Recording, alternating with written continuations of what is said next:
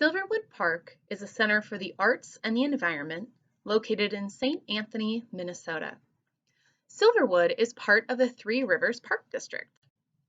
It features trails, art shows, sculptures, wildlife, and recreational activities, and is open to the public daily.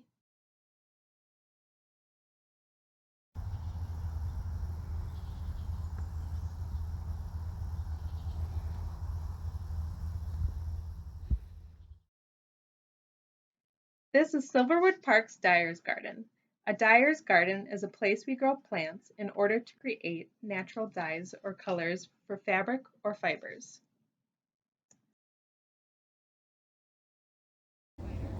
Hi, my name is Krista. I'm an art educator at Silverwood Park, and today we're going to be spending some time in the dyer's garden. We're going to be painting with watercolors on fabric. And we're going to be creating this piece on a bandana.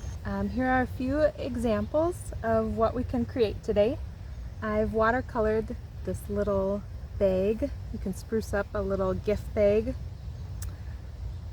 Here's examples on bandanas of watercolor.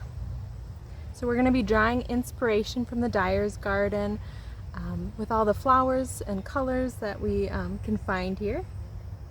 So we're going to be using our bandana today. And here's those examples. Put those to the side.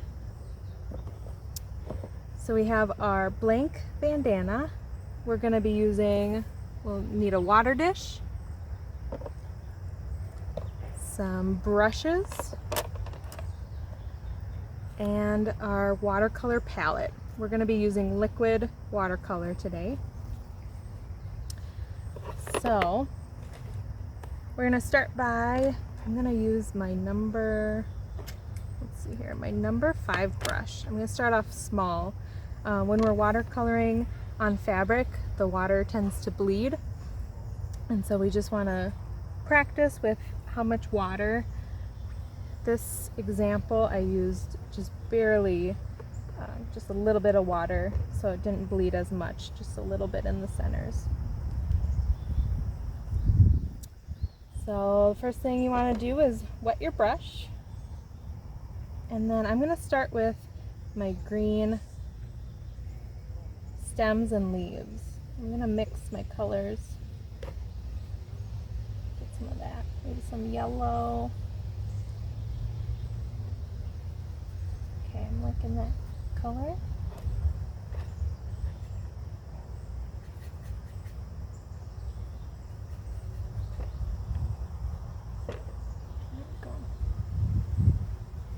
And then what we're going to do is we're going to use the side of the brush, the tip of the brush, to make our petals and our leaves. So I'm just going to draw a line. You can go over it a few times. Grab some more paint, and I'm just going to lightly press down on that brush to create that leaf.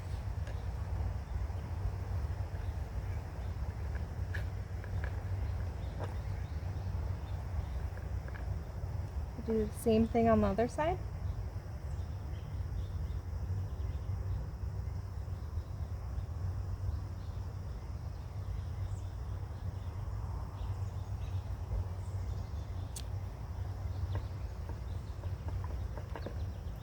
I think I'm gonna do a yellow flower, like the cosmos that are in the dyer's garden.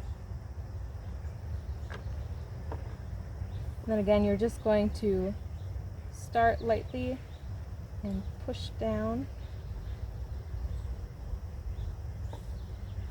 Kind of do the side view of the flower.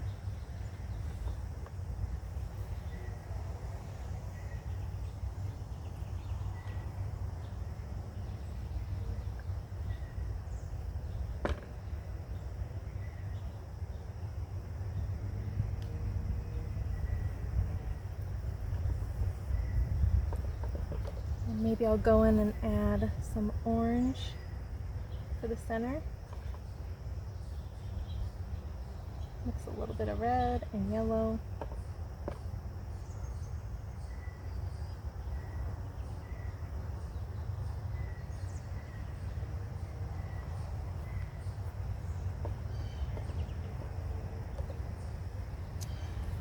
first flowers done.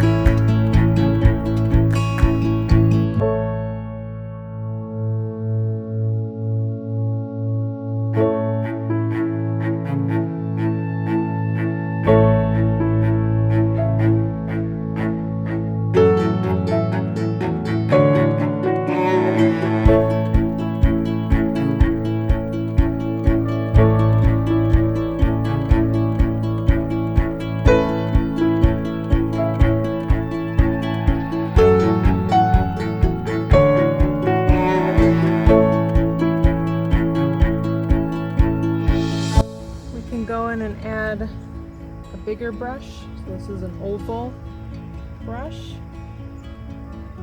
And maybe I'll go in and add some bigger leaves into the piece.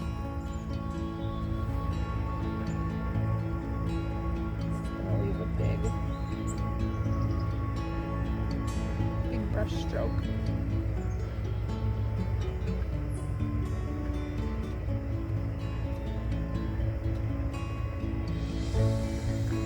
Of those. If you want more of a tie-dye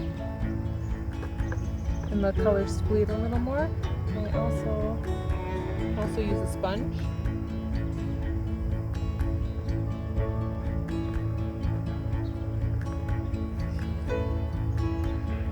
Add some colors.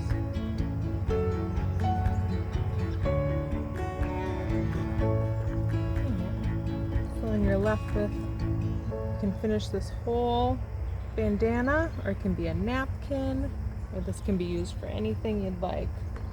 I think I might use mine for a napkin with that design. Hello, my name is Bailey and I'm an interpretive naturalist at Silverwood Park. And today I am in the Dyer's Garden here at Silverwood. And I thought we would explore something amazing that's happening right now. If you can see behind me, there's some beautiful flowers that are starting to bloom. There are a lot of different shapes and formations of flowers. You might notice that there's different colors or there's different textures, but today we're going to focus a little bit on color. So let's dive in and learn a little bit more about plants and how they get their colors. One of the things we see with many plants is the color green. Green comes in a wide variety of shades in forests or prairies. These colors range from sage to emerald to lime to olive and everything in between. But why do we see so much green when looking at a natural habitat? This green is actually due to the chlorophyll in the plant structures. Chlorophyll is a pigment that is part of photosynthesis, or the process of turning light into glucose or sugar for the plant to feed on. But did you know that there are actually more than one type of chlorophyll? Most plants have chlorophyll A and B. Chlorophyll A is typically a teal green, while chlorophyll B is a yellow-green color. These chlorophyll actually have different peaks in the spectrum of visible light. Depending on the interactions between these chlorophyll and the environment the plant is growing in, these kind of compounds vary. And to the human eye, this results in a different shade of green for each plant. But there are other compounds in the plant that result in more variations of color. One variation we can see vibrantly in the fall or in some petals of flowers. Compounds like flavonoid, carotenoid, which produce orange, and xanthophyll, which produce yellow, are also acting in the background of these plants. These colors are often visible to us in the fall when the days are shorter and light is less abundant.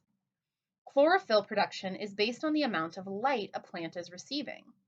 So with less light, the production of chlorophyll and the green pigment that we see decreases. There's also another very important factor, especially in flowers, that dictates the colors that are expressed.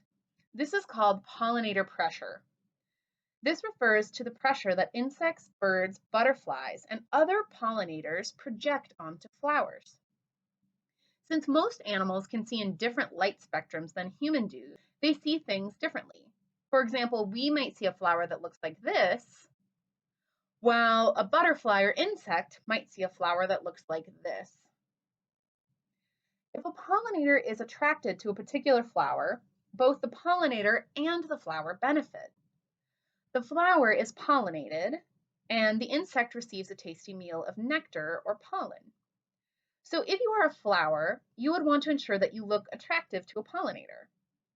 By modifying your color slightly year after year to fit what attracts a pollinator, you and your offspring are more likely to be able to survive. Especially if you are attracted to one type of insect. They will be more likely to visit that same species of flower, and you, the flower, are more likely to get the correct kind of pollen. This is called pollinator constancy. These pressures put onto flowers and insects play a pivotal role in what color petals humans see and the variation in the colors of flowers. I hope you got to learn a little bit more about plants and the foliage around us and how they get their colors. Next time you see some flowers or some cut plants around you, remember they have a wonderful and amazing backstory as to why they exhibit the colors that they do. Thank you so much for joining us today, and have a wonderful rest of your day.